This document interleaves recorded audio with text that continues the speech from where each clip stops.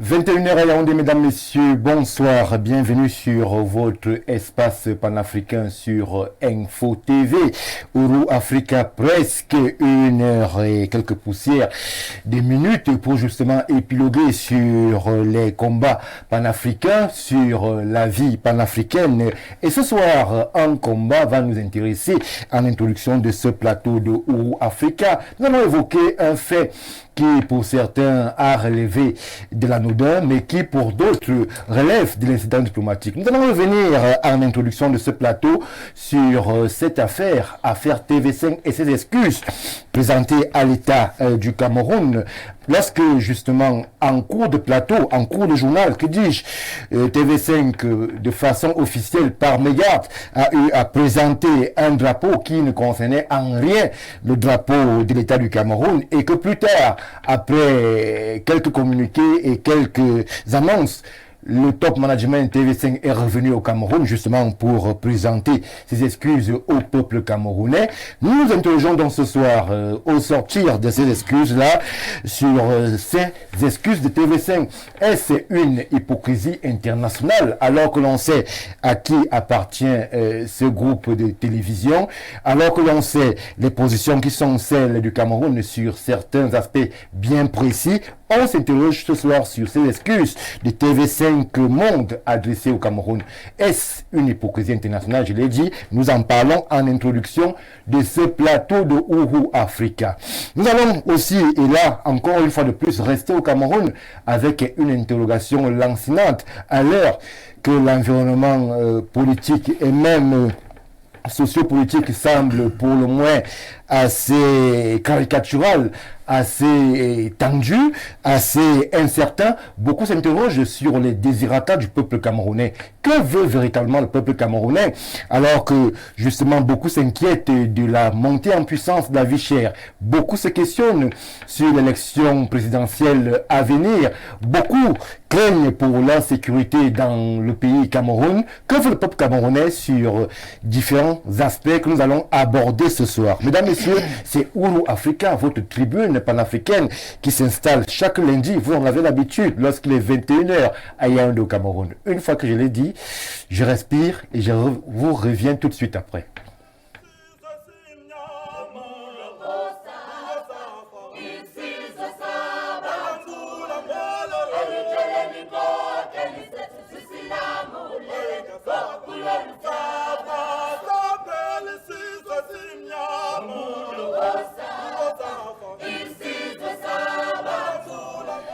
Retour sur le plateau de Ouro Africa et justement pour nous accompagner dans cette odyssée panafricaine où les questions africaines sont à l'ordre du soir, nous allons en compagnie d'un confrère journaliste, en compagnie d'un juriste assermenté, puisque beaucoup le découvrent sous cette casquette-là, mais je tiens à préciser qu'il est juriste.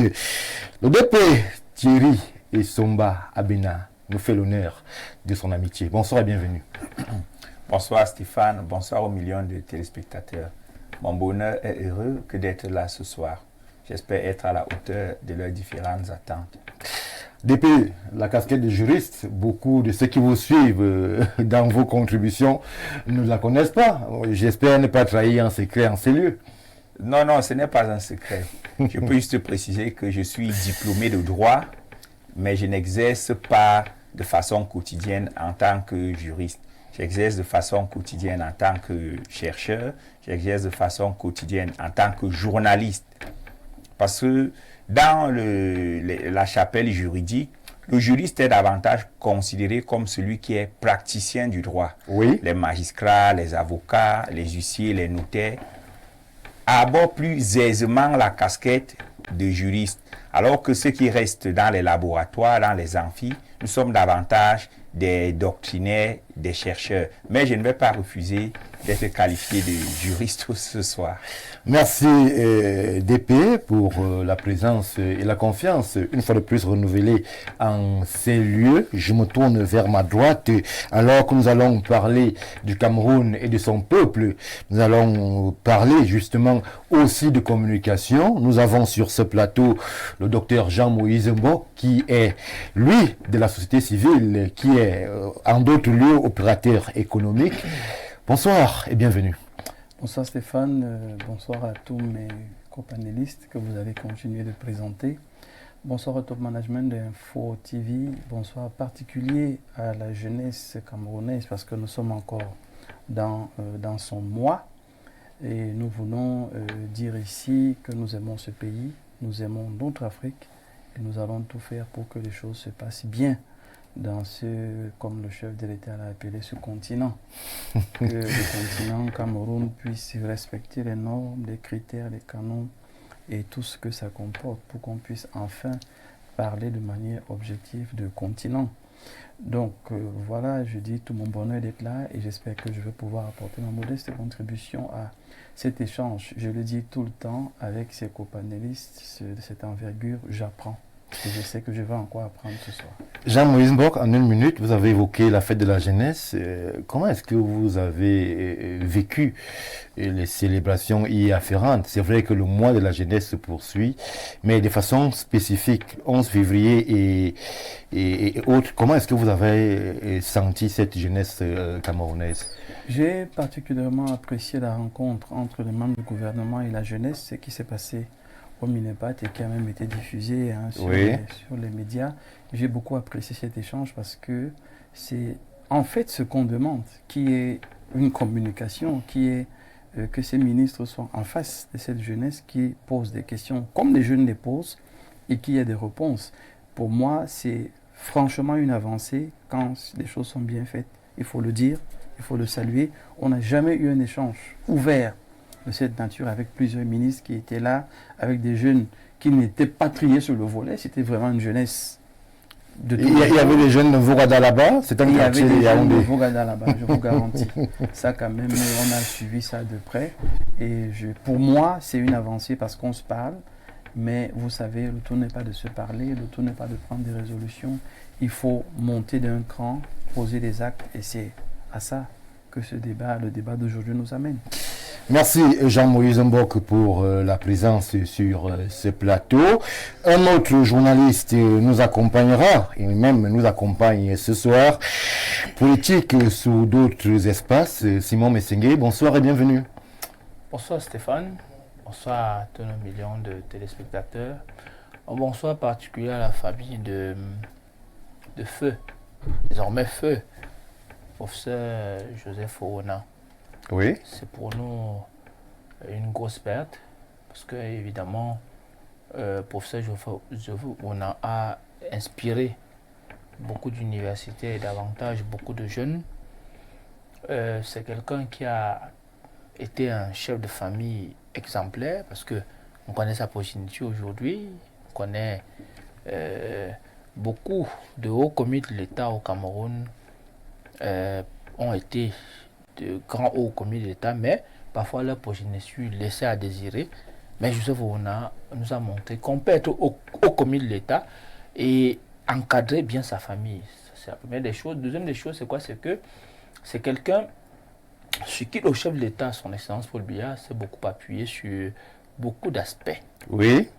Notamment sur la question de Bakassi. Certains vendeurs d'illusions ont cru bon de prendre sur eux. Malgré quelques sorties contraires. Bref, nous saluons la mémoire du professeur. Pas de sorties contraires, c'est-à-dire que ne suivez pas les ragots. Vous êtes journaliste, ne suivez donc pas les ragots. C'est pas notre qualité première. Oui, sur ce non, plateau. je dis que vous êtes journaliste, donc vous ne pouvez pas suivre les ragots. C'est ce que je suis en train de dire. Je suis en train de dire que c'est quelqu'un qui, pour le cas de Bakassi, vous savez très bien que ça a été un périple décennal juridique pour que la Camerounité de Bakassi ne soit pas contestée, même si après, le président de la République, en grand manœuvrier, a, sur le plan diplomatique, réussi à reprendre cette presqu'île qui a plus de 1000 km² de terre. Il faut noter que Joseph Ouna a été pour nous un grand exemple.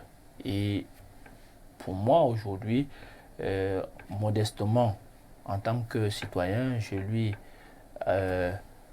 voue une éternelle reconnaissance. Dès que je l'ai dit, je reviens à la fête de la jeunesse. Les jeunes, parfois, pensent aujourd'hui que ils sont ceux-là à qui on doit faire la cour. C'est le contraire. Les pères de cette république, qui a 475 442 km², ont donné une mission claire à la jeunesse camerounaise en 1966. Deux choses. Rapidement, Simon Messengue, vous n'allez pas vous éterniser. C'est pour ça que j'ai dit deux choses. Rapidement. Deux choses. Première des choses, le Cameroun devra rester un et indivisible. Oui. Et de deux, les partis du Cameroun qui ont été qui sont partis ailleurs ou qui ont été arrachés ailleurs du fait du colonisateur doivent nous revenir. Quel parti? Le Northern Cameroun. Quoi le rapport avec la jeunesse, Simon Messengue? Écoutez, justement, les gens font une erreur. Quand nous fêtons le 11 février, on pense que c'est une fête anodine. Cette fête naît de quoi? Cette fête est la conséquence du fait que nous avons perdu une partie de notre pays, qui est le Northern Cameroun. Il faut que les gens le sachent. Et donc, les pères de l'indépendance du Cameroun, ce n'est pas le Cameroun oriental, le Cameroun occidental, du Cameroun actuel, nous ont dit deux choses. Coûte que vaille, vous maintiendrez le Cameroun un indivisible, 475 442 km². Et au mieux de vos forces, vous récupérerez le Cameroun qui a été perdu. Merci. Si les jeunes n'ont pas compris cela, alors ils ne doivent pas défiler. Et donc, de ce fait, il n'y a pas de coup à faire aux jeunes, mais c'est les jeunes aujourd'hui qui doivent comprendre que... On va évoquer la question jeune tout à l'heure, Simon Messengue. Le stage. Vous n'êtes pas en train de ces jeunes. Non, nous sommes en train de sortir. On a l'impression aussi que vous êtes en train de poser jeunes. Non, je ne suis pas mon procès, je rappelle. Très rapidement, Simon Messengue, on va avancer. Je rappelle juste nos missions, même si je ne suis plus jeune, mais je rappelle juste nos missions. Vous l'avez déjà dit. Que là où nous sommes là, aujourd'hui, arrêtons de penser que c'est les aînés qui nous font la cour. Mais de savoir que nous avons une mission que nous devons maintenir coûte que vaille. Et c'est pour cela que nous ne pouvons pas être d'accord avec cette imposture que certains font au nord de ce sud-ouest. Donc je l'ai dit. Merci. Bonne soirée et à tout le monde. Voilà. Merci Simon Messengue pour cette leçon faite à la jeunesse du Cameroun, qui peut-être vous attend, vous aussi, en tant qu'aîné, sur bien d'autres aspects. Nous allons tout de suite, chers téléspectateurs d'ici et d'ailleurs, qui nous regardez sur nos différentes plateformes, qui nous suivez sur 317 Canal Sat et sur notre plateforme Facebook Info TV en live. Nous allons tout de suite rentrer comme ça en évoquant la question de TV5 Monde avec cette brouille qui justement a failli entraîner bien des choses. Je commence par vous, DP et Somba. Alors, on a suivi à grand renfort de communication l'affaire TV5 au Cameroun. On a suivi jusqu'au déploiement chez le ministre de la Communication, jusqu'aux excuses qui peut-être vous seront présentées tout à l'heure. Alors, comment est-ce que vous, en tant que communicant, avez apprécié cette boute, c'est la version officielle qui nous a été servie, de TV5 à l'endroit de la République du Cameroun? Déjà, moi, je ne considère pas ce qui s'est passé à TV5 comme une bourde. J'ai juste vu une intelligence stratégique de TV5 qui s'est illustrée au Cameroun ces dernières années uniquement dans l'affaire Martinez-Zogo. Il y a donc une sorte de gel des relations entre Yaoundé et TV5, je préfère dire Yaoundé et TV5.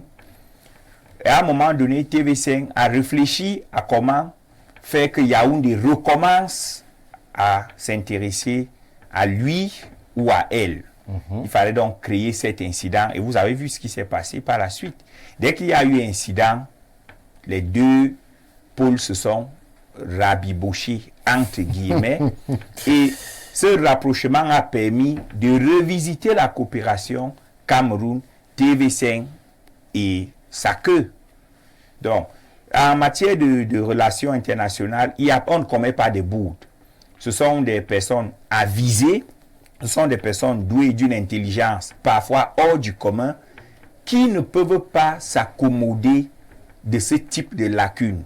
Quelqu'un m'a posé la question de façon vraiment triviale au quartier, qu'est-ce que le drapeau dont je ne vais pas prononcer. D'un état imaginaire. Voilà, de cet état imaginaire, de cet état fantasmé. Qu'est-ce que le drapeau de cet état fantasmé fait même dans les données de TV5, dans les emblèmes nationaux des États avec lesquels TV5 travaille. Vous comprenez donc que nous ne sommes pas là dans une bourde, mais nous sommes là dans les méandres de l'intelligence communicationnelle. Et le grand gagnant de cette affaire à la fin, c'est TV5, qui grâce à cette, on peut l'appeler incident, mais incident provoqué, a pu se rapprocher de Yaoundé. Mais j'aimerais féliciter la presse camerounaise qui est montée au créneau pour dénoncer cette incurie, pour dénoncer ce manque de respect, pour dénoncer, entre guillemets, cette apologie du terrorisme et de la barbarie qui sévissent dans les régions du nord-ouest et du sud-ouest. C'est la preuve, s'il en était encore besoin, que lorsque les intérêts supérieurs de la nation sont menacés, les Camerounais savent faire chorus. Merci DP. Jean-Moïse Mbok, TV5 est donc venu au Cameroun, grand renfort de communication. Allez voir le ministre de la Communication, porte-parole du gouvernement, René Emmanuel Sadi, présenter plus ou moins des excuses à l'État du Cameroun.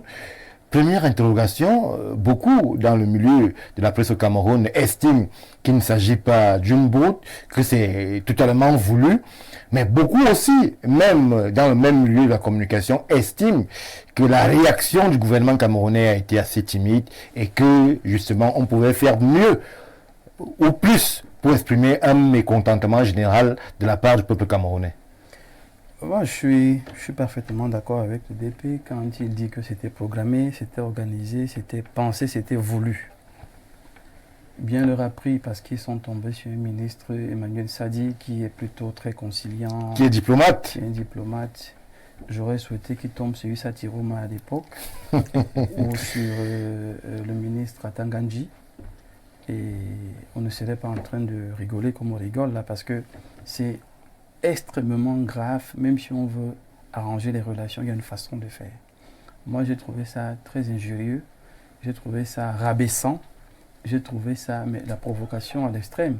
Quand Simon explique ce qu'il a expliqué, ça rejoint ce que nous sommes en train de dire là. C'est-à-dire que le combat que la jeunesse doit mener vient être humilié, vient être galvaudé, mais volontairement par des gens qui se prennent toujours pour ce qu'ils ne sont pas.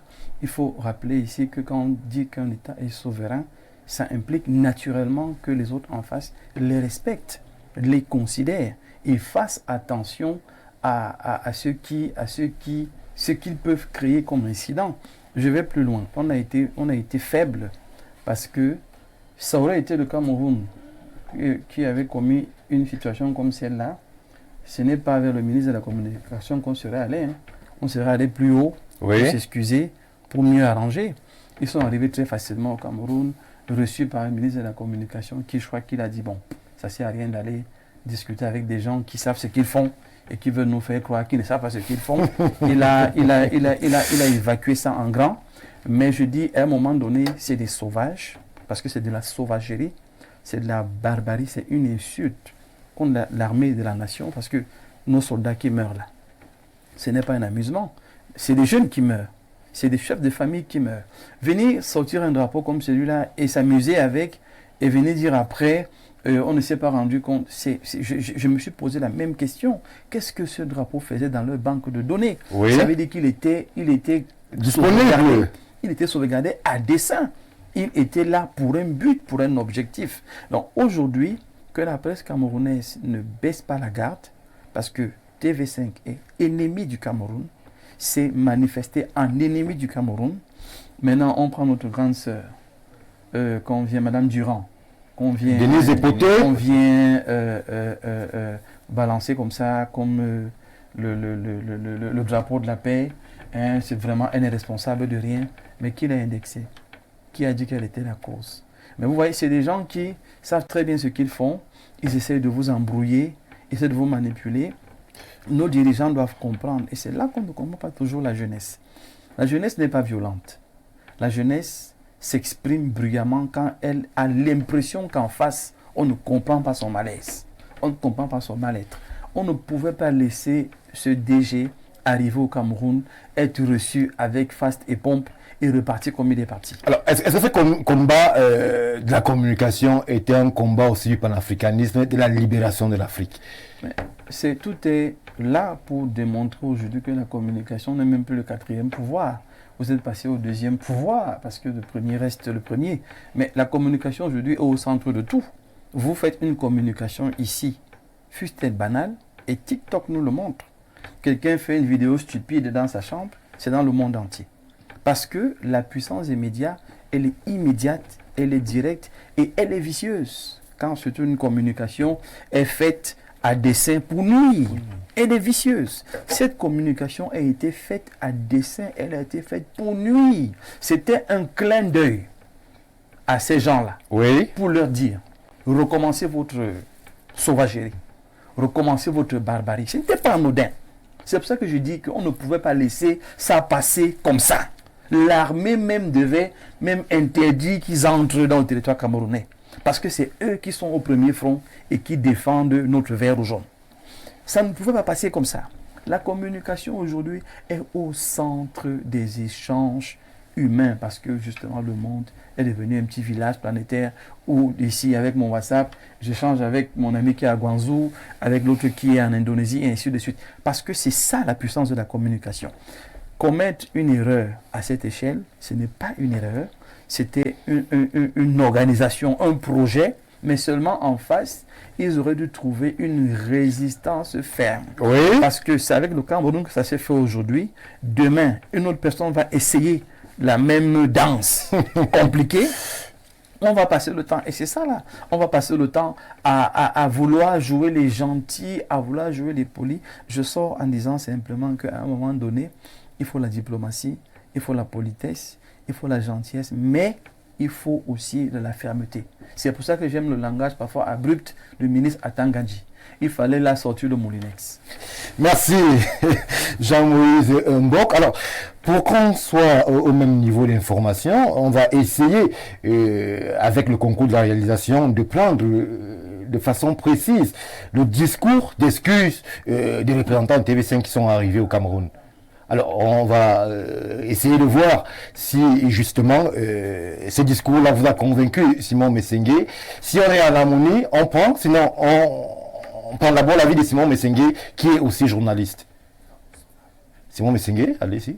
Écoutez, moi, je ne suis même pas d'abord d'accord avec la problématique que vous avez mis en place. Excuse de TV5 au Cameroun, hypocrisie internationale.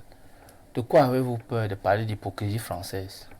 TV5 est une chaîne française. On est d'accord là-dessus. C'est une chaîne française qui a aussi des capitaux belges, suisses, canadiens et bien d'autres. Même monégasques. C'est une chaîne française. Je préfère le dire ainsi. Et il faut qu'on se dise une chose qui est claire. Le Cameroun n'a pas point.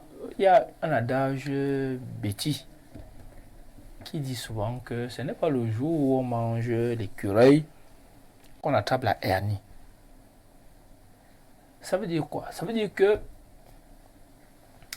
quand le chef de l'État français est arrivé ici au Cameroun le 27 juillet 2022, il s'est offusqué de ce que le flux des échanges entre le Cameroun et, du moins, la part des marchés de la France a diminué, a chuté, c'est le mot, a chuté de pratiquement 50% à 9,6%. C'est la conséquence de ce qui se passe là. Vous avez des chaînes de télévision irresponsables. Au mieux. Et je voudrais saluer aujourd'hui des chaînes de télévision comme Info TV. Merci. Ce n'est pas un problème de merci, c'est des faits. Moi, je suis journaliste, c'est des faits. Info TV ne ferait jamais une stupidité pareille. C'est une stupidité. Alors, c'est avéré que c'est une stupidité de la part de TV5, comment est-ce que vous avez interprété la réaction de l'État camerounais que beaucoup ont trouvé quand même assez timide? Écoutez, vous parlez de réaction de l'État camerounais. L'État camerounais ne dévoile jamais ce qu'il va faire. Vous constatez seulement. Jusqu'ici, on n'a rien vu. Je vais vous dire une chose.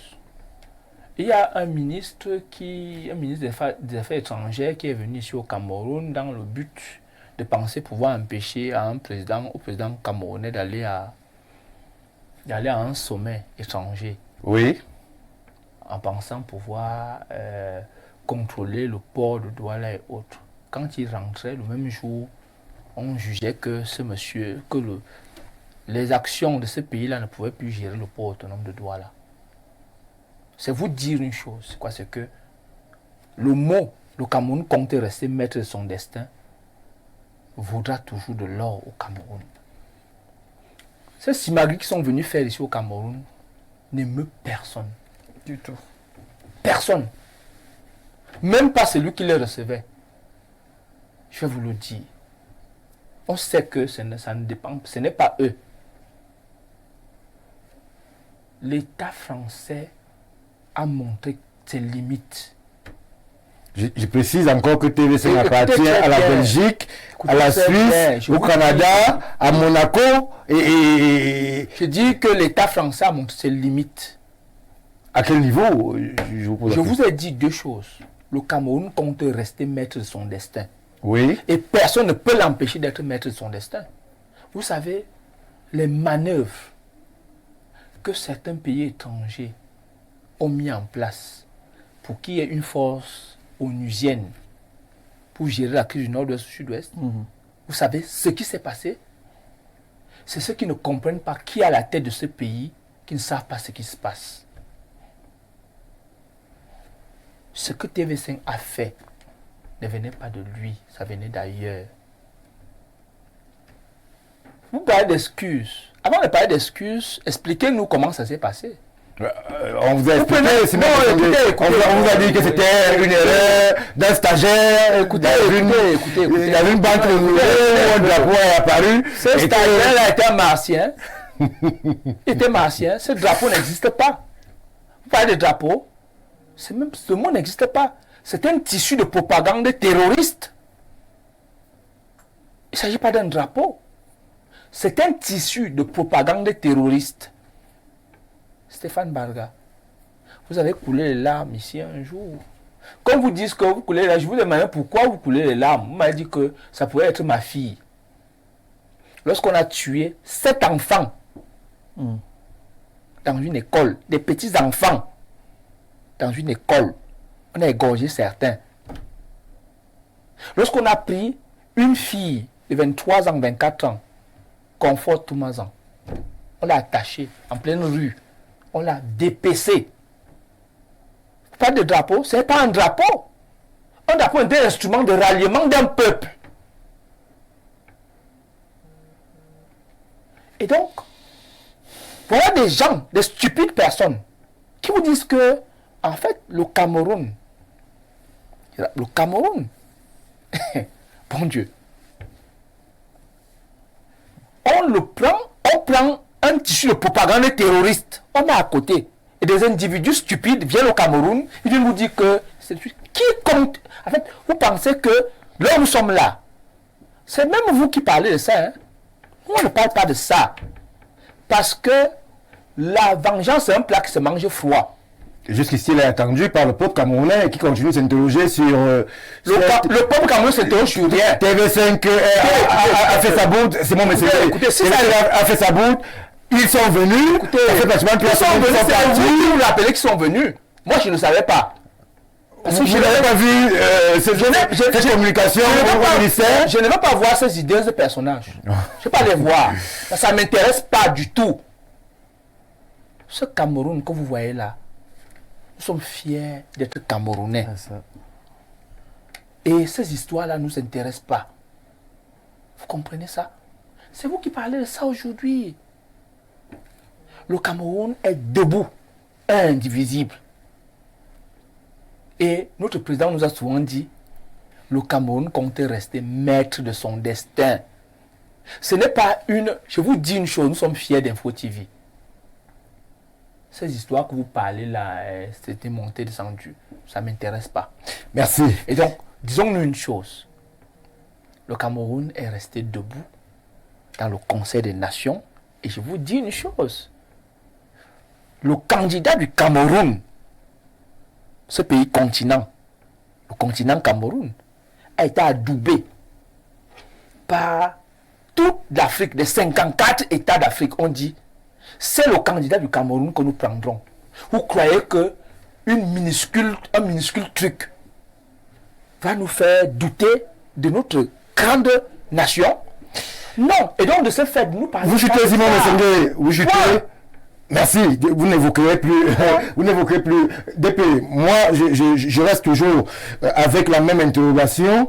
Qu'est-ce qu'on fait? Beaucoup de pareilles ambiguïtés ne se produisent plus, d'autant plus qu'il n'y a pas eu de sanctions, même pendant la période contestée qui relait, TV5 continue de mettre au Cameroun, alors que le peuple réclamait tout au moins une suspension temporaire. Qu'est-ce qui peut amener ceux qui sont en situation de responsabilité à parfois faire preuve d'indulgence aussi palpable? Je précise que certains médias ont été exclus du Mali, du Burkina Faso, du Niger, sans qu'il y ait eu le moindre problème.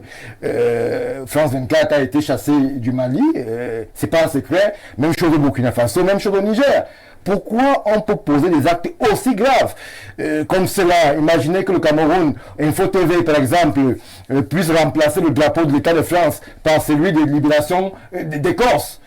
Quel tollé, quel manquement, quelle légèreté, et que la France ne réagisse pas, et qu'il n'y ait pas le moindre principe de réciprocité, c'est quand même surprenant, DP. Voyez-vous, Stéphane, le Cameroun est fidèle à la ligne directrice tracée par son leader. C'est le soft power.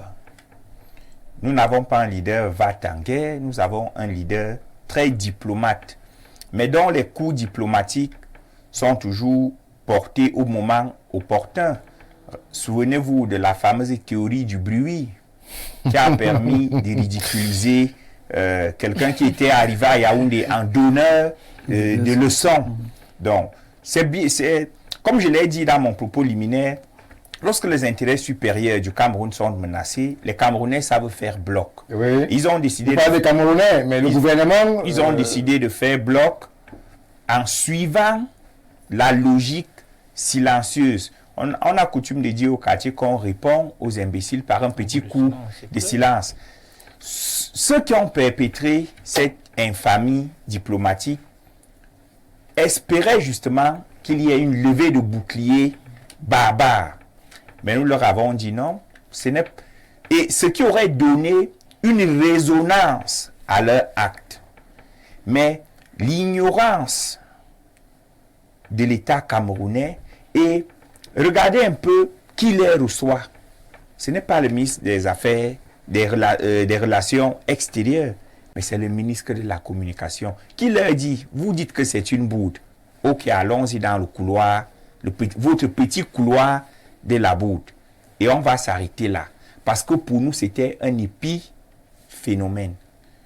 Et vous avez vu ce qui s'est passé. Quel est le taux de pénétration de TV5 au Cameroun? Il est minable. Il est minable. Donc, dans les chaînes, dans le bouquet des chaînes du Quai d'Orsay, qui communiquent pour le Quai d'Orsay, qui communiquent pour l'Élysée, TV5 n'est pas la chaîne la plus suivie au Cameroun. Je ne pense même pas qu'elle soit la chaîne la plus suivie dans le monde, parmi toutes les chaînes du bouquet du groupe France. Donc, pour moi, c'était un épiphénomène. Et le peuple camerounais a bien fait de rester silencieux, de rester pondéré, de rester calme. Ce sont eux qui se sont mis à s'agiter partout, d'abord sur les réseaux sociaux, les communiqués, mal datés. Voilà. Parce qu'à ce moment-là, l'embarras qu'ils ont voulu nous infliger s'est retourné contre eux. Avec leur infamie, ils se sont fait harakiri. Et aujourd'hui, comme le disait Simon, le Cameroun reste debout, le Cameroun va de l'avant. Et l'aéropage médiatique camerounais aujourd'hui est l'un des meilleurs en Afrique, l'un en train de progresser pour se hisser au panthéon des meilleurs du monde.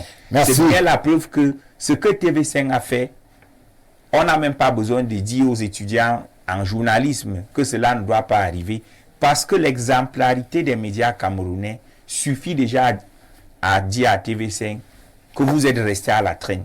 Merci DPE. On va essayer de relier justement les contributions des Camerounais qui se sont sentis heurtés et même frustrés eu égard à ce qui a été qualifié de bourde par les responsables de TV5. Bonsoir Stéphane Mbarga, bonsoir à vous sur le plateau. Vraiment, par rapport à ce drapeau, il n'y a pas d'erreur là-dedans et je pense que le ministre de la Communication ne devait même pas recevoir le DG de TV5 et voire même suspendre cette chaîne. Et suite à cette image-là sur TV5, les 5 ont eu la force de mobiliser leurs troupes, sortir et attaquer un gendarme, non dans le Bamenda, qui est mon petit frère, et finalement mort entre leurs mains. Qu'ils arrêtent vraiment leur hypocrisie.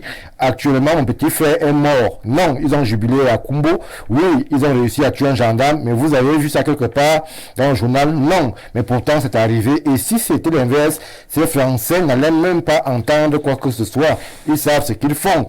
Si le Cameroun est debout, vous connaissez le nombre de décès dans le Nozo et dans la partie septentrionale.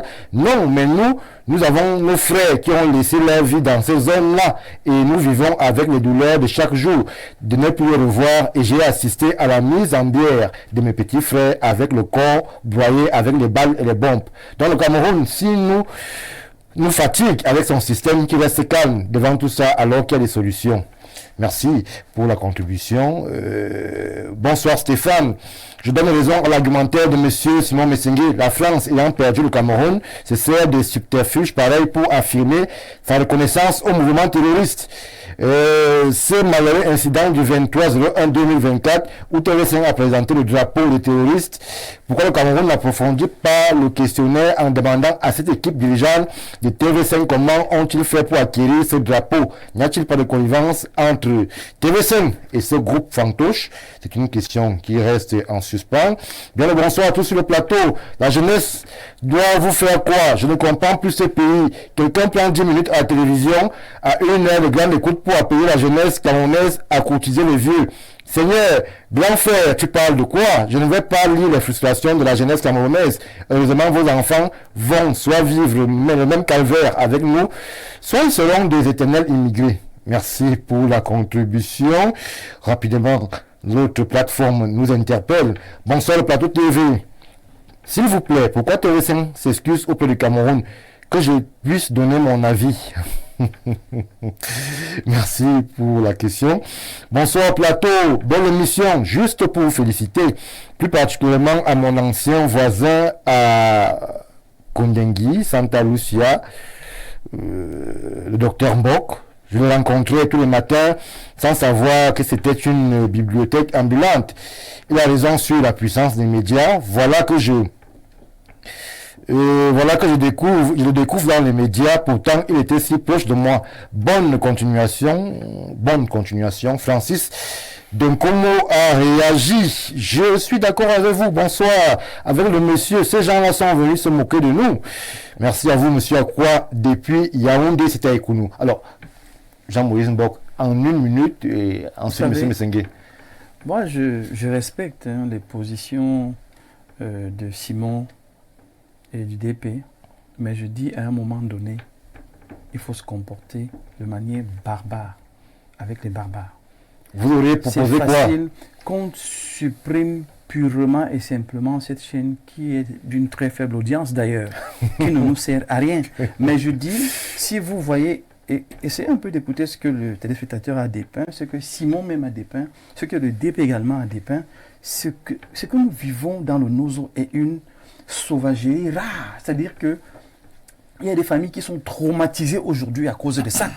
Donc ramener seulement ce drapeau peut sembler rien du tout pour un étranger. Mais nous qui vivons au Cameroun, qui connaissons ces réalités, c'est réouvrir les blessures de Florence Ayafor, c'est réouvrir des blessures, mais douloureuses, difficiles, qu'on ne peut pas tolérer. Je dis, on doit tout simplement, comme le monsieur avait dit sur Internet, il faut qu'il rentre, n'est-ce pas? Cette image, on pouvait la voir pour dire combien nous sommes énervés. Il faut que TV5 parte. Il n'y a pas de débat à ce niveau. À un moment donné, oui, c'est ce que les Camerounais font. On est dans notre façon de faire, d'être gentil, et tout ce que vous voulez. Mais là, c'était aussi l'occasion de frapper du poing sur la table.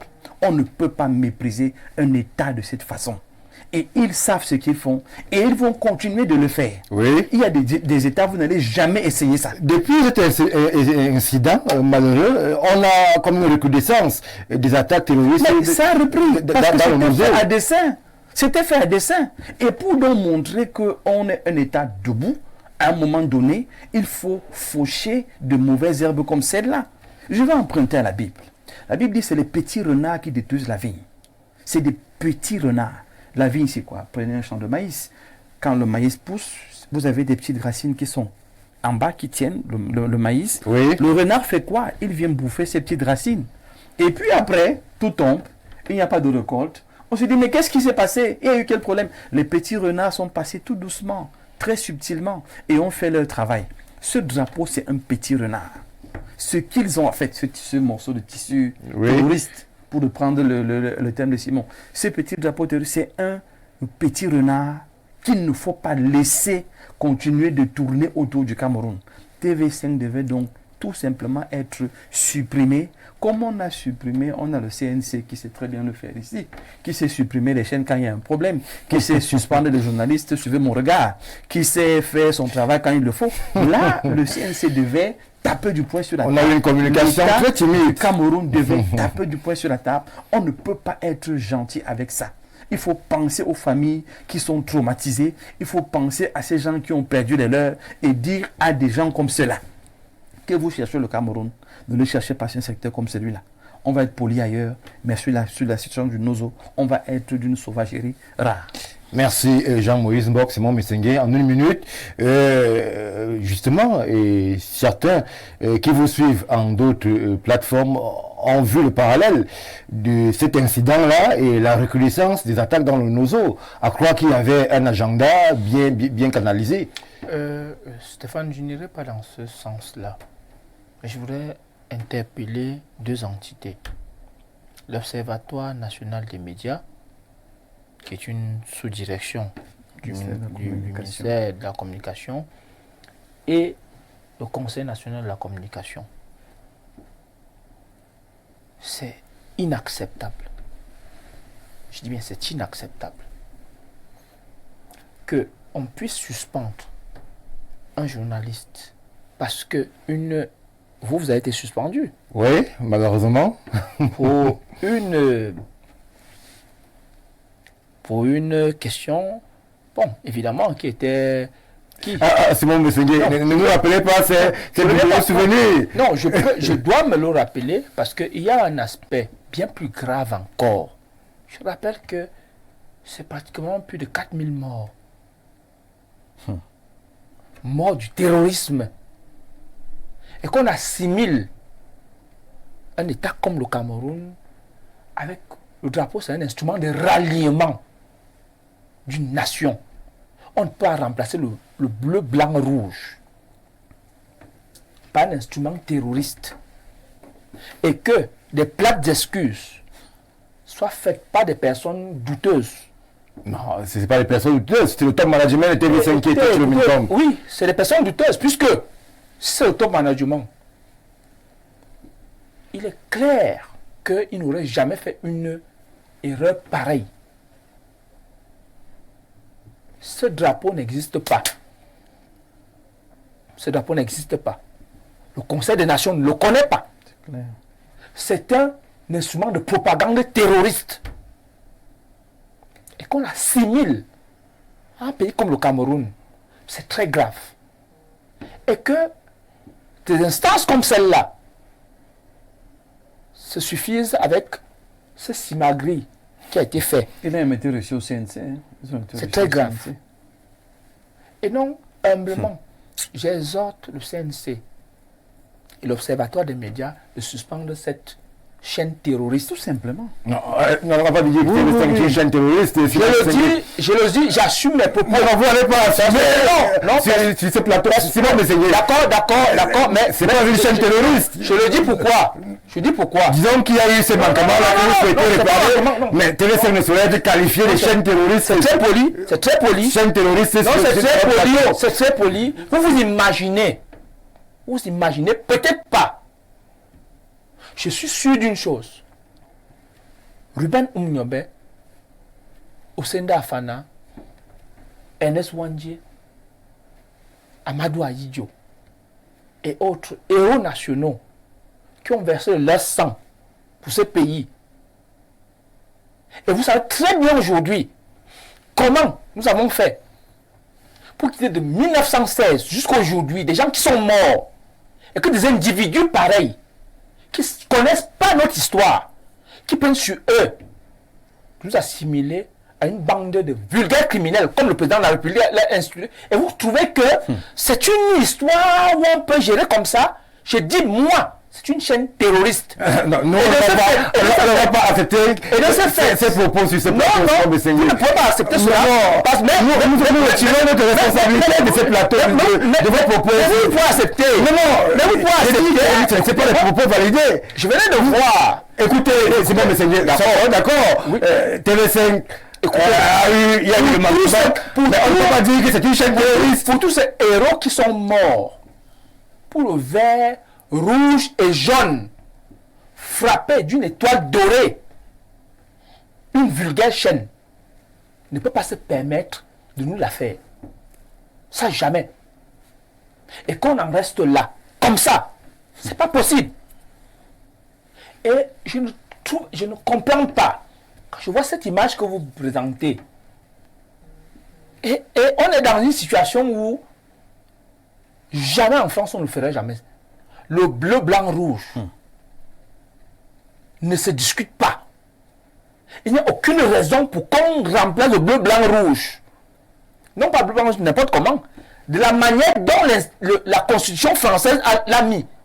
Et qu'on soit dans un pays comme le Cameroun, le nôtre, notre pays, où des aînés ont versé de leur sang pour que nous soyons ce que nous soyons, et qu'une vulgaire chaîne fasse ce qu'elle fait là. Non. C'est inacceptable. Et donc, ce fait-là, je trouve que j'exhorte ces instruments de régulation de la communication de retirer cette chaîne. Les Camerounais ne doivent plus la voir, au moins pendant un temps, pour qu'elles comprennent qu'en réalité, on ne blague pas avec le Cameroun. Merci, et Simon Messengue, on prend une ou deux dernières réactions avant de sortir de ce qui n'était qu'une introduction. Bonsoir sur le plateau. TV5 est un instrument de propagande des projets malicieux de la France sur l'Afrique, au même titre que France 24. Ne soyez pas surpris qu'ils utilisent notre compatriote pour réaliser leurs besoins. C'est leur signature. On gagnerait à avoir un peuple éveillé pour anticiper et forcer nos gouvernants à être radicaux envers ces extrémistes. Merci à vous pour la contribution. Bonsoir sur le plateau. Sachez que en tant que Camerounaise, je suis d'accord avec les propos de monsieur qui parle. Beaucoup de monsieur parlent sur ce plateau, chère madame. Bonsoir le panel. Je trouve que la réaction du gouvernement est disproportionnée et plus insultante que l'injure de TV5. Les complaisances ne doivent pas piétiner la moralité. Ils ne sont pas à leur premier coup d'essai. Merci pour la contribution. On a suspendu Afrique Média qui s'attaquait aux intérêts français en Afrique. TV5 s'attaque à la souveraineté du Cameroun. Pourquoi cette chaîne continue à diffuser au Cameroun? Merci pour l'interrogation. Il faudrait suspendre cette chaîne. Franchement, si leur supposée erreur n'avait pas été faite, mon petit frère serait encore en vie. Oui, je suis d'accord, c'est une chaîne... Voilà un cas réel. Et par la même occasion, ils ont aussi touché la ville de Cambé. On doit suspendre cette chaîne. Rien d'autre à dire. Merci pour la contribution. On comprend certainement la peine et le ressenti qui est le vôtre. Bonsoir Stéphane, nous dirigeants sommes-nous. La bonne attitude était de rester calme comme le puissant Mali. C'est la preuve que nos guides sont complaisants. Cette chaîne continuera à émettre. Vous ne connaissez pas bien le Cameroun. Merci et pour la contribution. Bonsoir le plateau. Pourquoi TV5 s'excuse auprès du Cameroun? Que je puisse donner mon avis. Vous avez déjà... Je suis Michel Lekribi, je comprends maintenant, c'est une provocation très grave à l'égard du Cameroun. TV5 est français et les Français n'ignorent pas notre drapeau. Que l'instance suprême prenne des mesures fortes. Il faut stopper l'hémorragie maintenant une fois pour toutes. Merci, et c'est par votre merci que nous sortons de ce qui n'était qu'une introduction sur ce plateau de Ouro Africa, la puissance communicationnelle dans l'exercice de libération du continent africain devrait aussi s'exprimer à ce niveau. Ce sont les diplomates qui évoquent le principe de réciprocité. Alors, peut-être que la soif du peuple camerounais n'a pas été assouvie. On espère que des mesures autres pourront être prises dans bien d'autres domaines pour que justement la souveraineté qui est défendue sur ce plateau par tous les panélistes puisse être respectée. Une respiration et nous revenons tout de suite après parler du Cameroun et de ce que veut le peuple camerounais.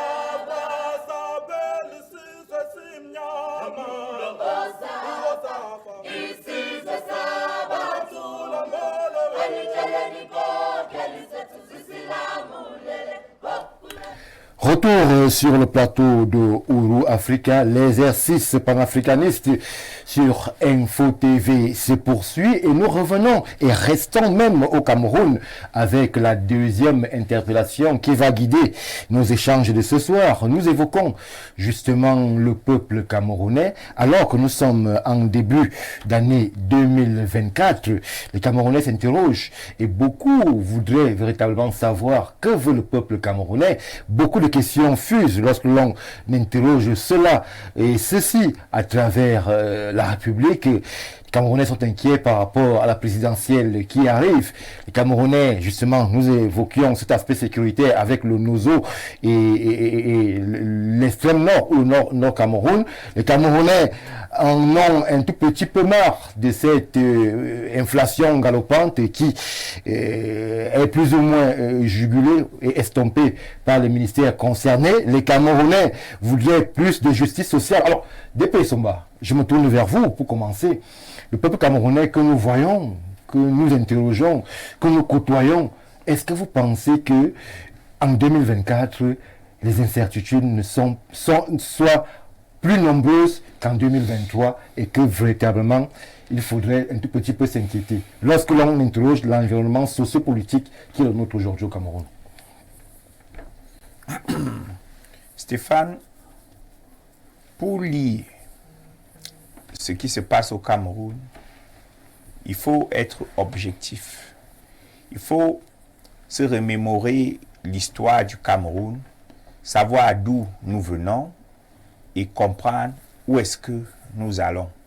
Une fois que je l'ai dit, je vais juste me focaliser sur les grands projets structurants de l'économie camerounaise qui sont porteurs d'espoir. Le chef de l'État, dans son discours, a évoqué le volet énergétique, avec tous les projets que je ne vais pas citer ici au risque de faire de la publicité aux entreprises adjudicataires ou bien maîtres d'ouvrage de tous ces projets. Nous avons le réseau routier qui a connu une forte embellie, malgré la déliquescence du fait de la maintenance du volet urbain. Mais dans le volet interurbain, il y a une réelle embellie. Il ne se passe pas 2 jours sans que le ministre des Travaux publics inaugure un pont, inaugure une nouvelle... La perception que vous avez des Camerounais, c'est que le réseau est embelli. Je ne suis pas encore au niveau de la perception. Je suis encore au niveau de l'inventaire des éléments porteurs d'espoir.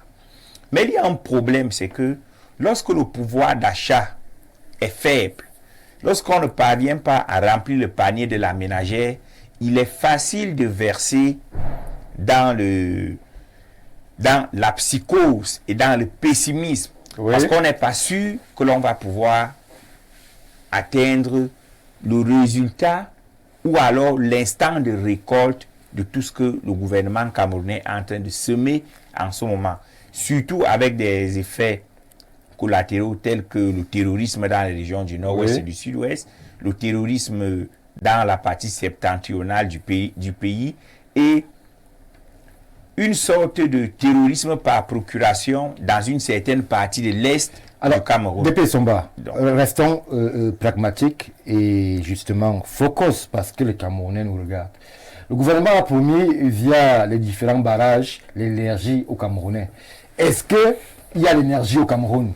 Lorsqu'on fait 4 jours à Yaoundé sans énergie, lorsque justement des ménages sont quasiment réduits à la pauvreté du fait d'un courant qui est revenu, qui a tout brûlé dans une maison, est-ce que l'énergie promise par le gouvernement est une réalité pour impulser ce développement souhaité?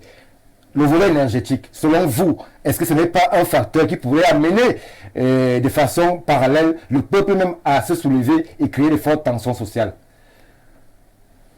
Stéphane, je suis une victime.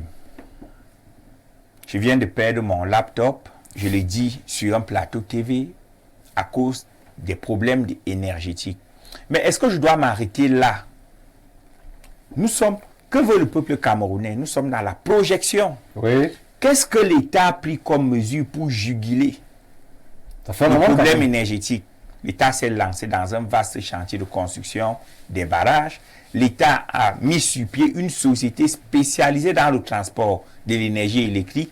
Et plus loin, l'État se rendant compte d'avoir été plusieurs fois dupé, fourvoyé par des entrepreneurs privés internationaux, viennent de lancer le processus de nationalisation de l'entreprise distributrice d'énergie. Paris ou Rome ne se sont pas faits en une journée. La projection, c'est est-ce que les projets, est-ce que les mesures, est-ce que le train de mesures mis en place par l'État du Cameroun peut nous garantir l'énergie dans 1 mois, 2 mois, 3 mois, 6 mois.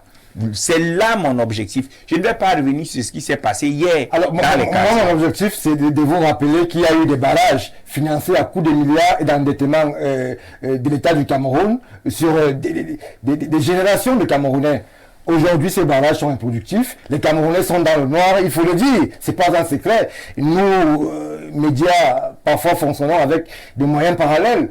Ça veut dire qu'à ce niveau, l'État n'a pas répondu aux sollicitations du peuple. Bon, moi, je ne peux pas laisser dire sur un plateau que les barrages sont improductifs. Non. Le Cameroun, à l'heure actuelle, produit sensiblement plus de 4000 mégawatts d'énergie issus des différents barrages. Oui. Donc, 1800. 1800 mégawatts, parce que c'est 4000 mégawatts, c'est la projection. 2200 mégawatts pour le 100%. Ce qui fait de nous l'un des premiers producteurs d'énergie en Afrique noire. DP Somba.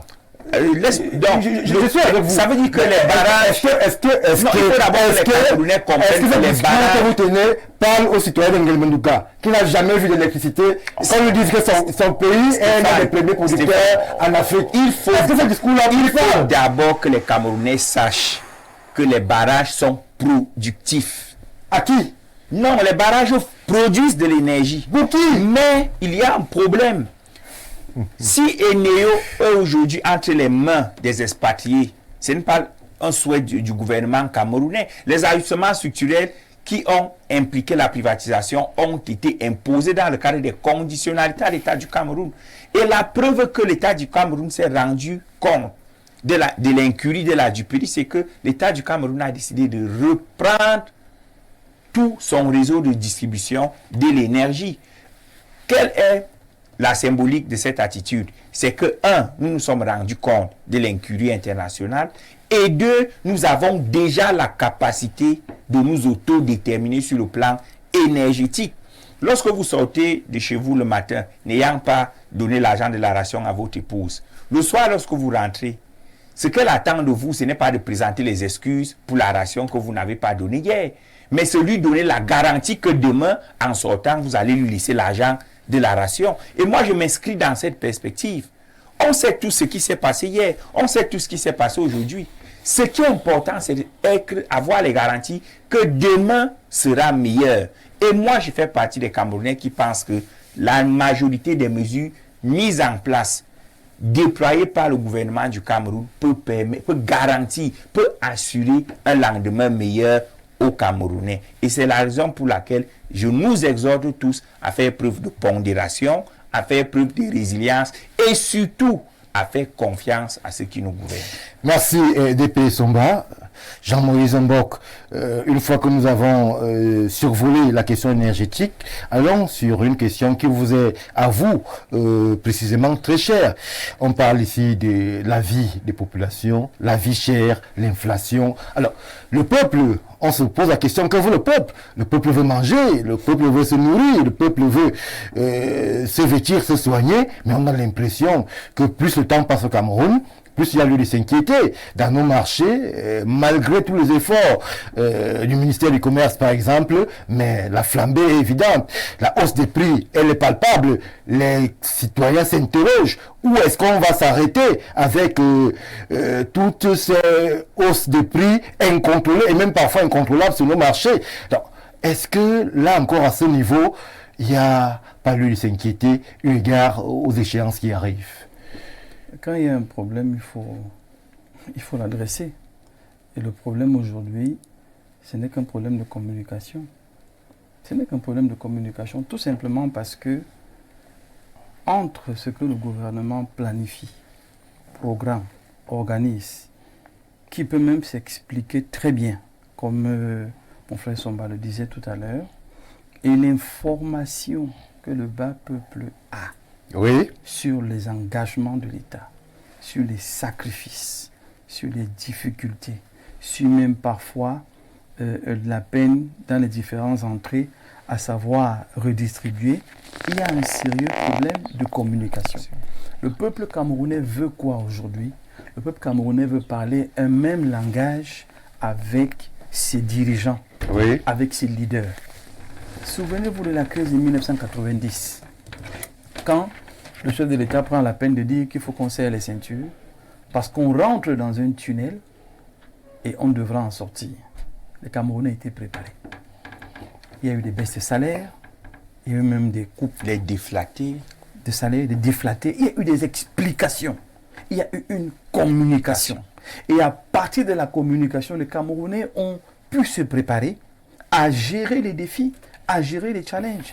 Moi, j'ai comme l'impression ici que, avec l'explosion démographique qu'on a connue, Oui. passé pratiquement en 5 ans de 20 millions à pratiquement 30 millions d'habitants, on n'a pas su organiser le potentiel, les richesses, les possibilités, tout ce que nous avons dans ce pays, au point où l'État reste le premier employeur, ce qui n'est pas normal Oui. dans le siècle présent. Et le chef de l'État a regretté. Ce qui n'est pas normal. L'État reste le référent en termes d'opportunités, en termes d'emploi. Ça, ce n'est pas normal. Et pourquoi les Camerounais arrivent encore à penser comme ça? Parce que dans les différentes communications, soit la communication s'arrête à un niveau, n'est pas tournée vers ceux qui sont directement concernés par le message. Et Stéphane, ça fait pratiquement 10 ans, on parle de produits camerounais, de consommer camerounais, mais on ne dit pas aux Camerounais comment produire.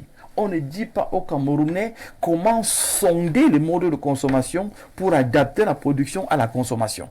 Donc vous voyez que le problème que le Cameroun a aujourd'hui, c'est le problème que tous les autres pays dans le monde ont eu, mais ils ont réussi à passer cette phase, c'est pas la communication. Oui. Si aujourd'hui Est-ce que ça suffira à nourrir les Camerounais, la communication? est le point de départ. La communication est le point de départ. Une fois qu'on s'est parlé, une fois qu'on a communiqué, regardez ce qui s'est passé avec les différentes... ils ont pas parlé de ces agressions Oui. au niveau de nos frontières.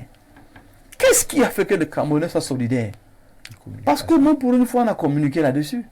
L'État du Cameroun a dit nous sommes agressés. Nous sommes agressés dans le nord, nous sommes agressés dans le nord, nous sommes agressés à l'est. À ce niveau, qui doit parler? C'est les Camerounais qui doivent dire que nous mourons de faim, parce que la situation est grave. Stéphane, la communication a permis au gouvernement d'expliquer où va l'argent. Dans l'effort de guerre.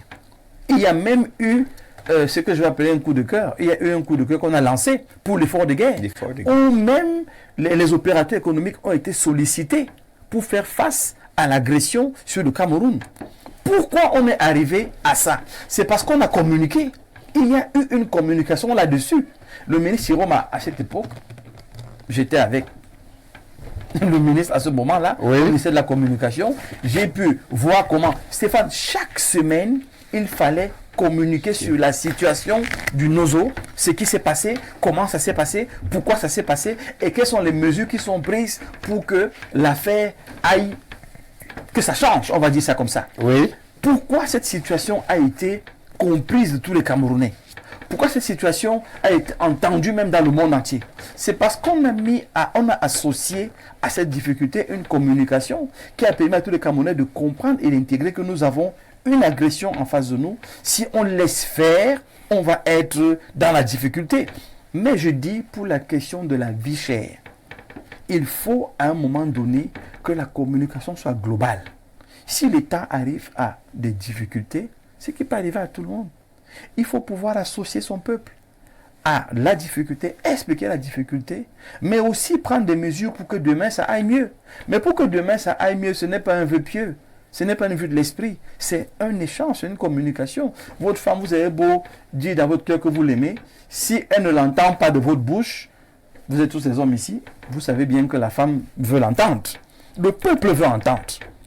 Le peuple veut voir non seulement son chef et les différents leaders que le chef a désignés. Aujourd'hui au Cameroun, ce n'est plus un débat. Le ministre Siroma à cette époque l'avait dit, j'étais assis juste en face de lui, que le président brillait comme le soleil. Ça, on avait ri, mais c'est un message qui est entendu de tous les Camerounais aujourd'hui, au point où, quand le ministre des PME se tient et parle, il est crédible. On l'écoute parce que le chef de l'État l'a mandaté. Quand le ministre du Commerce se tient et il parle, on l'écoute parce qu'il est mandaté. Tous les ministres aujourd'hui peuvent parler. Les ministres qui doivent nourrir les Camerounais, c'est le ministre de l'Agriculture, le ministre du Commerce qui peut réguler, qui doit réguler. C'est par la communication. Oui. Si l'État a des problèmes aujourd'hui et que les Camerounais ne sont pas informés des types de problèmes que l'État a et voient des voitures qui coûtent 150 millions circuler et ne savent pas que parfois ces voitures ont 2 ans, 3 ans, 5 ans d'existence et pensent que parce que le plastique est dessus, c'est hier matin qu'on les a achetés. Il y aura un problème, Stéphane. Moi je prends de manière très simple la question qu'il faut adresser aujourd'hui. Ce que les Camerounais veulent, c'est qu'on communique avec eux. Après avoir expliqué ce qui nous arrive, ce dans quoi nous sommes, sur la question énergétique, depuis que Néo fait toutes ces histoires-là, le ministre de l'eau et de l'énergie est venu expliquer la question des barrages. Mais rien n'a changé. Attendez, les efforts qui sont faits, tout ce qui est en train d'être fait.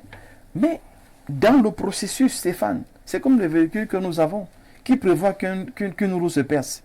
Qui prévoit d'avoir crevaison quand elle sort de chez lui? Un incident peut arriver. Une fois de plus, on revient à la communication. Parce que, écoutez, je prends très récemment, là, le ministre a communiqué la veille que toute la journée, vous n'aurez pas d'énergie parce qu'on est en train de faire un travail dans telle zone. Est-ce que les gens se sont offusqués? On a été informés. Je vais vous dire même que la communication, c'est une marque de respect. Et les populations s'offusquent parce qu'elles ne se sentent pas respectées. Et il faut donc que nos gouvernants comprennent qu'on n'est pas des idiots au Cameroun. Nous sommes des personnes sensées, des personnes logiques, mais qui parfois ont besoin de comprendre. Une fois qu'on a compris ce qui se passe et qu'on voit quand même dans les yeux de ces gens une envie de mieux faire, même l'envie de mieux faire devient crédible parce qu'on a pris la peine de nous parler. Stéphane, on parle aujourd'hui de la vie chère. La vie chère est la conséquence d'une réalité. Si on ne dit pas ça aux Camerounais, on va se passer ici pour des politiciens. Non, il y a une réalité qui décrit ou qui cache un problème. Quel est le problème? Pourquoi on arrive à ça? C'est à ça que le gouvernement, dans sa télé, expliquait aux Camerounais. L'autre problème, notre capacité de production agricole, halieutique et tout ce qu'on peut citer, c'est laquelle? Est-ce que ce n'est pas là qu'il faut commencer à mettre des efforts pour pouvoir remonter le gap? Quelles sont les poches possibles de développement? Quelles sont les forces et les faiblesses du Cameroun? Est-ce que ce n'est pas là qu'on doit commencer à mettre de l'accent? Si on ne communique pas, Stéphane, la communication est la base, c'est la clé. Le peuple veut quoi? Le peuple veut être informé de ce qui se passe. Quand c'est bien, qu'on nous dise que c'est bien. Quand c'est mauvais, qu'on dise que c'est mauvais. Quand il y a des efforts à faire communs. Qu'on associe la jeunesse camerounaise se plaint de quoi? On a des jeunes 16 ans, qui sont des bacheliers, qui sont très brillants en mathématiques et autres. Mais quand il y a un problème, vous laissez le génie camerounais pour aller prendre je dis n'importe quoi, un blanc, parce qu'il est blanc, il vous donne l'impression qu'il est très fort. Il arrive devant le jeune Camerounais. Il est même perdu en explication parce que l'enfant comprend mieux que lui. Mais l'enfant explique devant le ministre que le type ne comprend rien. Mais la peau blanche a encore une influence. C'est encore une force. C'est des choses qu'il faut tuer. Valorisons ce que nous avons chez nous, c'est le deuxième point. Et le troisième, peut-être j'aurai l'occasion de parler, qu'on prenne les différents secteurs qui peuvent être nos forces et qu'on maximise là-dessus. Merci Jean-Moïse Mbok. Des réactions, on va aller avec elle rapidement parce que M. Messengue doit prendre la parole. Bonsoir le plateau. Monsieur Essomba, le directeur de publication, fait de la démagogie. Il cherche un poste dans le gouvernement. Malheureusement, ce régime est à sa fin. C'est terrible, cette résilience camerounaise. Il parle de demain. Quel demain? Après 40 ans, on aura de la lumière et de l'eau. Quelle décadence. C'est Kidi qui réagit depuis Dakar. C'est au Sénégal. Prenons d'autres réactions qui nous parviennent à l'instant. Bonsoir à vous. Moi, citoyen du Cameroun, je veux vivre l'alternance. Et trop de couscous fat chaque jour, chaque année. Alternance au sommet de l'État et dans les postes de décision. Merci pour votre contribution. Docteur Mbok, je suis d'accord avec vous, il faut la communication. Actuellement, nous ne savons pas les gens décident sans même savoir en réalité ce que le bas peuple vit. Et bientôt, l'école sera seulement pour leurs enfants car ils décident entre eux avec leurs gros moyens quoi faire et ne pas faire. Docteur, merci. C'est vraiment franc et bien merci à Info TV. Si tous les Camerounais pouvaient voir cette chaîne, rassurez-vous, les Camerounais regardent abondamment et désormais Info TV. Prenons d'autres réactions. Le peuple veut beaucoup de choses, mais de quoi a-t-il besoin? À mon avis, les mentalités doivent d'abord changer et si besoin, avec la chicotte. C'est trop facile de dire ça. Hein. Bonsoir Stéphane, de quoi parlez-vous? Le septennat des grandes réalisations intégrait le volet énergétique. 13 ans après, zéro bilan, avec plus de 3500 milliards d'emprunts à l'international. Mais entre-temps, la CONAC vous dit que les fameuses lignes 94, 65 et 57 ont englouti près de 5000 milliards de francs CFA. Et dont les bénéficiaires narguent même le peuple. Monsieur Zigli a réagi. En 5 secondes sur les lignes 94. DP. Il ne faut pas désinformer l'opinion en donnant l'impression que c'est des lignes opaques. Dès qu'on dit ligne budgétaire, ça veut dire que c'est inscrit dans la loi des finances. Oui. Et il faut donc que les Camerounais apprennent à lire la loi des finances qui est rendue publique. Peut-être c'est qui interrogé. Chaque Camerounais peut savoir la dépense. Il n'a pas besoin de... le choix de dépenses. Stéphane, il n'y a pas de choix ex post. Lorsque le gouvernement va défendre le budget à l'Assemblée nationale, il dit tout ce qu'il va faire. Dès qu'on dit ligne budgétaire, c'est transparent. Merci beaucoup. beaucoup. On donne l'impression aux Camerounais que c'est une caisse noire. Ne confondons pas les lignes budgétaires à des caisses noires. Merci, merci pas des caisses noires. Bonsoir Stéphane et à votre panel. Je pense qu'il faut encore réorienter votre thème. Je pense qu'il faut dire ce que veut le bas peuple. Parce que les membres du gouvernement, ceux qui appartiennent au peuple bourgeois, ne demandent que le président soit éternel au pouvoir. Puis ça les arrange. Stéphane, le pays va très mal dans tous les domaines. Je vous dis dans tous les domaines. Et encore, je reprends, dans tous les domaines. Santé, éducation, enseignement, même dans l'armée, ça ne va pas. Et c'est juste ce qui ne te tue pas te rend plus fort.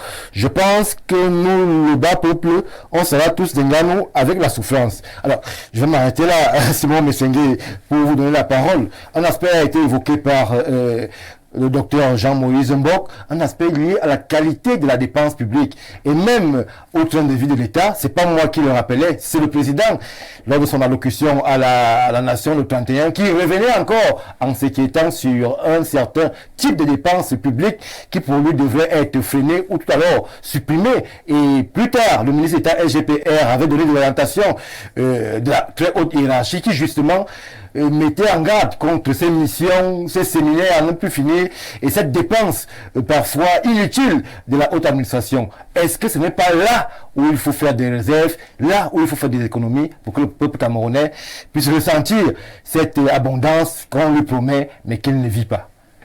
Je veux dire que le SGPR ne met pas en garde. Le SGPR ne dirige pas. C'est le président de la République qui dirige et le chef du gouvernement exécute les ordres du président de la République. Ce que je voulais dire, c'est quoi? C'est que, qu'est-ce que le peuple veut? Le peuple veut deux choses. Oui. Le bien-être social et la sécurité. C'est ce que le peuple veut. Et est-ce que le peuple a cela? Oui. C'est bon, je ne veux plus de faire attention à ce que vous allez dire, vraiment. Oh, pourquoi? Parce que vous dites que le peuple veut le bien-être et la sécurité. Et vous poursuivez en disant que est-ce que le peuple a le bien-être? Vous, sur ce plateau, vous dites oui. Oui, écoute, non, je n'ai pas dit oui. Vous avez dit quoi? Laissez-moi parler. Allez-y. Je suis en train de dire que le peuple veut deux choses. Le bien-être social et la sécurité. Est-ce que le peuple a ces deux éléments? Peut-être pas entièrement. Maintenant, quand je dis peut-être pas entièrement, certains voient en cela un verre à moitié vide, d'autres voient en cela un verre à moitié plein. Oui. Alors, on se dit une chose. Pour ne pas, parce que c'est un sujet très vaste, je vais revenir sur les deux aspects que mes prédécesseurs ont abordés. Dites d'abord un mot sur la qualité, la dépense publique, sur le train de vie de l'État, que le chef de l'État même a estimé qu'il fallait réduire. Et c'est d'ailleurs pas la première fois qu'il le rappelle. Qu'est-ce que vous voulez que je dise sur ce que le chef d'État a dit? C'est lui la personne la mieux informée. C'est lui qui gère l'État. S'il a jugé que le train de vie de l'État il y a des cadrages à faire, il a raison. Mais moi, je ne vais pas abonder dans ce sens. Je veux qu'on s'entende sur ce que mes prédécesseurs ont dit. Allez-y. Qu'on s'entende très bien. Il faut comprendre une chose. Le Cameroun est un État qui a 64 ans d'âge. 64 ans d'âge. Je rappelle que, peut-être même que le PDG est plus âgé que le Cameroun en tant qu'État. Donc, c'est un État qui est en construction. Et donc, de ce fait, il y a des chantiers qui sont mis en œuvre. Le chantier énergétique en est un. De ce chantier énergétique, reconnaissons une chose, c'est que le Cameroun est parmi les 10 pays les plus électrifiés d'Afrique. Simon Messengue, est-ce que les Camerounais ont l'électricité? S'il te plaît, oui, nous sommes... Oh, écoutez, dans quelle ville? Écoutez, vous parlez de quel pays, le Cameroun? C'est le même Cameroun que vous et moi. S'il vous plaît, et c'est ça le problème aujourd'hui. C'est vous qui amenez les Camerounais à suivre les influenceurs en Europe. J'ai fait 5 jours sans électricité. Écoutez, nous ici à Efoulan, nous avons nos bureaux. Écoutez, on ne va même pas parler. Stéphane, c'est un drame permanent. Stéphane, vous utilisez les mots trop forts. Je me suis attendu à vous, vous avez fait 10 ans sans électricité. Est-ce que c'est normal un jour, alors qu'au Rwanda, on fait un an sans électricité? Le Rwanda est moins électrifié que le Cameroun. Il faut le savoir. Ne comparez jamais ce plan d'électricité au Cameroun au Rwanda. Ne le comparez jamais. Vous pensez, il y a des pays qui utilisent les capitales comme des épouvantails, alors que dans un pays, il n'y a rien. Le Cameroun est électrifié à 71%. Le Rwanda n'atteint même pas 60%. Il faut très bien qu'on se comprenne très bien. Donc ne parlez pas du Cameroun, ne parlez du Rwanda en termes d'électrification. Ce que je voudrais vous dire, c'est quoi? C'est que arrêtons de faire du populisme pour des affaires sociaux, pour des affaires sociales autant pour moi. Le Cameroun aujourd'hui en termes d'électrification a avancé de façon substantielle sous le renouveau. Mais est-ce que c'est suffisant? Non, ce n'est pas suffisant. Il faut retenir une chose. Qu'est-ce que le renouveau a fait? Simon Messengue, s'il vous plaît, les Camerounais ont besoin de savoir. Au Africa. Oui, c'est un plateau où véritablement on fait pas la langue de bois. Je peux me prendre la défi. Moi, je peux demander, Simon Messengue, autorisation à ma hiérarchie, on ouvre l'antenne et que les Camerounais s'expriment. Écoutez. Les Camerounais sont les noirs. Ce n'est pas facile. Écoutez un peu, je vais vous dire une chose. La vérité. Écoutez, nous sommes dans Yaoundé. En même temps, un média est là pour éduquer. Oui. Alors, ce n'est pas parce que vous appelez... Un média n'est pas là pour dire le mensonge aussi. Attends, il n'y a pas de... Vous voulez nier que les chiffres de la Banque mondiale et l'INS sont faux? Quels sont les chiffres? Les chiffres, c'est que le Cameroun, à l'heure actuelle, 2021, c'est 71% de taux d'électrification. Vous voulez le nier? Alors c'est pas parce que je suis à vos bêtises et que je n'ai pas d'électricité aujourd'hui, et que demain je les aurai, et que je n'avais pas aussi... Écoutez. Vraiment, communiquons avec l'opinion. C'est parce que justement, on veut... Il n'y a pas de communication. Il y a une communication biaisée, flagelleuse au Cameroun qui fait que on permet, c'est-à-dire qu'aujourd'hui, parce que le président de la République parlait 31 que les gens doivent, de 10 février, que les gens vont, c'est-à-dire que les immigrations à tout prix. La communication est aussi davantage conséquente de cela. On est en train de peindre notre pays en noir. Même ce qui est vrai, on dit, on nie. On veut nier. Il y a une chose aujourd'hui, Monsieur Mbarga, est-ce que vous savez que Yaoundé n'appartient plus seulement au Fundi? Vous le savez? C'est qu'il y a 4 départements où il y a des quartiers. C'est qu'il y a eu une extension de Yaoundé. Et le courant suit. Hier, ce n'était pas le cas. Disons la vérité aux Camerounais, arrêtons de les mentir. Ils aillent en exil. Ce n'est pas possible. Nous sommes en train de dire ceci. Aujourd'hui, il y a 9000 localités qui ne sont pas électrifiées. Le Cameroun, le gouvernement s'est attelé à les électrifier. Oui. Appelons à leur dire la vérité. On leur dit que rien ne va vraiment aujourd'hui, ce n'est pas possible. On est en train de prendre l'électricité des États-Unis pour électrifier ce studio. Alors qu'on sait très bien que c'est les fiers du Cameroun qu'on est en train de le faire. Ce n'est pas bon.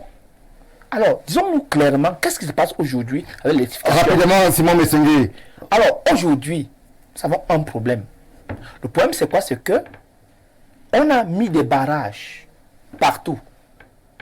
Les barrages de la Sanaga n'ont pas de problème parce que justement, Paul Biya, lui, il a résolu ce problème au niveau de la Sanaga. C'est le plus grand fleuve aujourd'hui. Il a mis un barrage de retenue d'eau, qu'on appelle le barrage de Lompangar, qui permet que sur tous les 12 mois, que la production soit optimale. Ça veut dire que c'est un barrage régulateur du lit du fleuve. Maintenant, le thème, parce qu'il y a 3 fleuves au Cameroun qui sont exploités en termes de... C'est même, mais alors les les Camerounais ont besoin... Si nous exploitons, ça veut dire qu'on n'a pas éduqué l'opinion. Alors, nous sommes en train de dire qu'il y a 3 fleuves aujourd'hui qui sont exploités. Il y a la Sanaga, il y a l'Ontem et il y a la Benoué. Ok. Sur les 3 fleuves, un seul fleuve a été régulé avec un barrage de retenue d'eau. Ça veut dire que quand vous regardez le barrage Songoulou, le barrage de Déa et le barrage de Nachigal qui sera finalisé d'ici 2000. Simon Messenger, s'il vous plaît, les Camerounais, s'il vous plaît, vraiment, là au moins je ne suis pas en train de commenter, je suis en train de donner les faits. Oui, vous donnez les faits après. Vous donnez les faits. Alors il faut que les Camerounais sache. Oui, sinon ils ne sont pas avisés. Alors qu'est-ce que les Camerounais à qui on a vendu des barrages? Non. Notre fait une semaine sans l'électricité à la ville. Cette question est une question populiste. C'est-à-dire quoi? Les Camerounais ont besoin de savoir. Les Camerounais sont dans le noir. Non, écoutez, s'ils sont dans le noir, ils doivent savoir pourquoi ils sont dans le noir. Et c'est ce que je suis en train d'expliquer. Alors, permettez-moi que je continue. Non, on ne va pas vous permettre. Ça veut dire que vous n'avez pas la vérité. On ne va pas vous permettre. Parce que je retiens, le temps va nous manquer. Non, je retiens justement que vous avez fait écho des barrages. Si vous m'avez permis d'aller au vous ne m'avancez, vous ne serez pas en train de... Non, mais c'est... je suis en train de vous dire que une chose est sûre. Si les Camerounais aujourd'hui ont des problèmes d'électricité, il faut leur expliquer ça clairement, sans faire dans la flagonnerie. Une chose est sûre. Nous avons aujourd'hui, pendant 10 ans, le Cameroun a investi sur les barrages. Comment il a investi? Le président de la République a investi sur 3 fleuves. Premier fleuve, la Sanaga. La Sanaga, il a régulé, il a créé un barrage de retenue d'eau. 6 milliards de mètres cubes d'eau. Ce qui fait que tous les barrages qui sont là, dedans, n'ont pas de problème.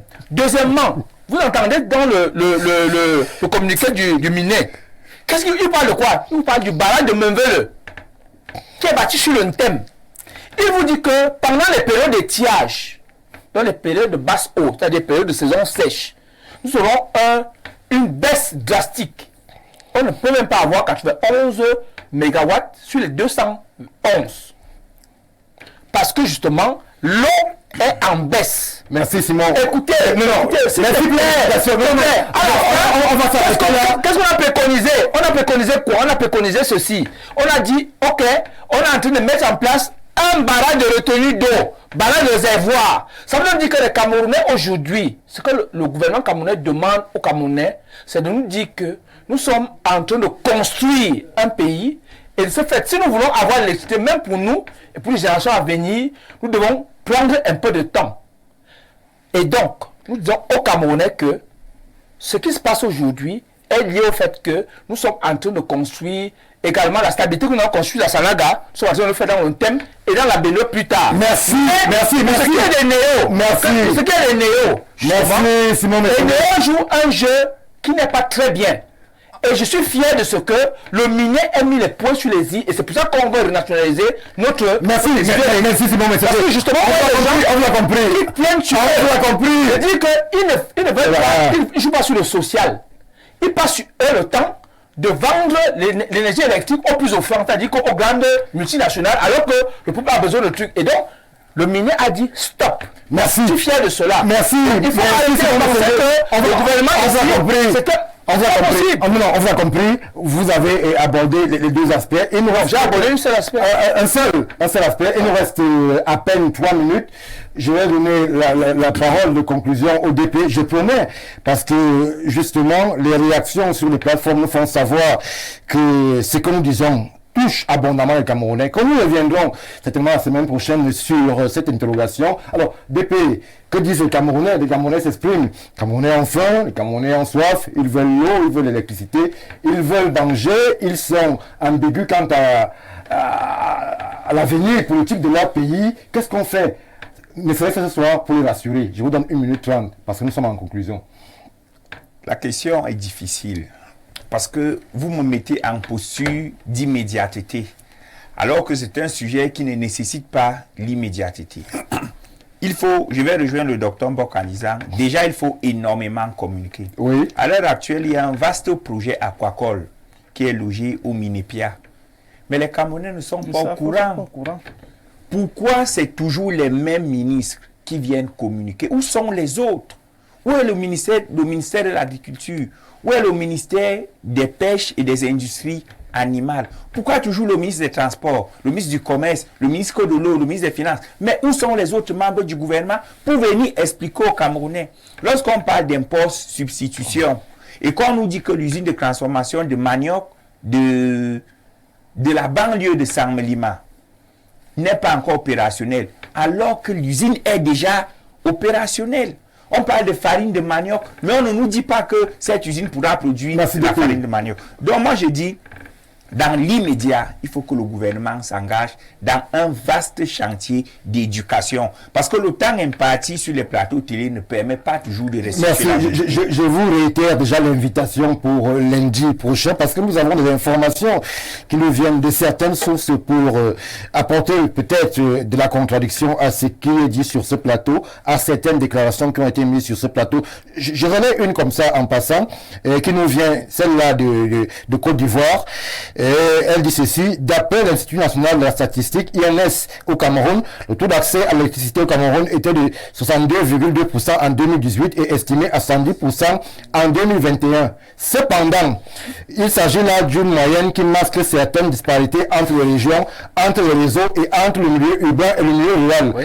L'Agence de régulation des marchés publics, RMP, M. Mbaga, M. Messenguer ne dit pas la vérité. Ces chiffres ne sont pas les chiffres du FMI. Ce sont les chiffres de l'Agence de régulation des travaux publics. Et nous savons tous comment les travaux publics sont faits et octroyés au Cameroun. Merci. C'est vrai que moi-même, je me serais attendu à plus en termes de contribution pour montrer les manquements quant à la contribution de M. Messenguer.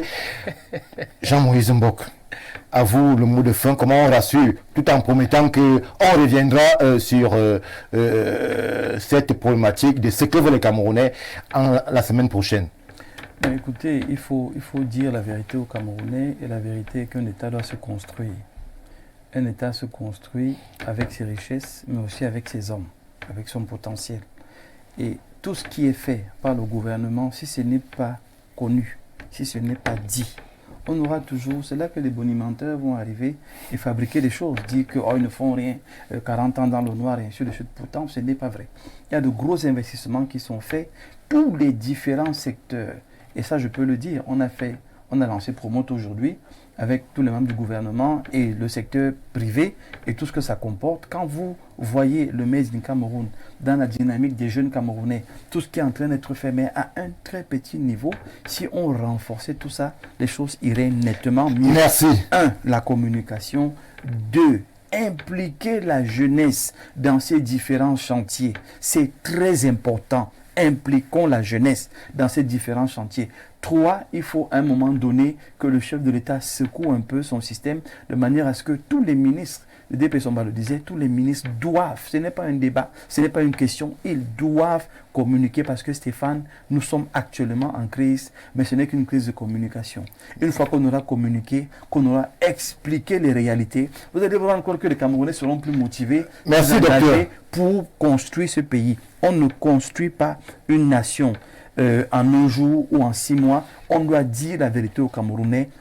Retroussons les manches, travaillons, ça va prendre 10 ans, ça va prendre 15 ans, ça va prendre 20 ans. Mais on doit tous se mettre dans ce que nous avons dit au départ. Nous aimons ce pays et nous allons rester pour le construire. Merci, Simon Messenguer. La réalisation me fait les grands signes. Je vous donne 30 secondes. Juste pour lui, en 30 secondes. Juste pour chuter. 30 secondes, sinon on va être coupé. 30 secondes, je voulais juste dire aux Camerounais que, évidemment, le Cameroun, c'est un continent. C'est vrai, ça ne va pas tout bien, mais rien ne vaut le continent. Restons chez nous et construisons notre grande nation. Merci Simon Messengue.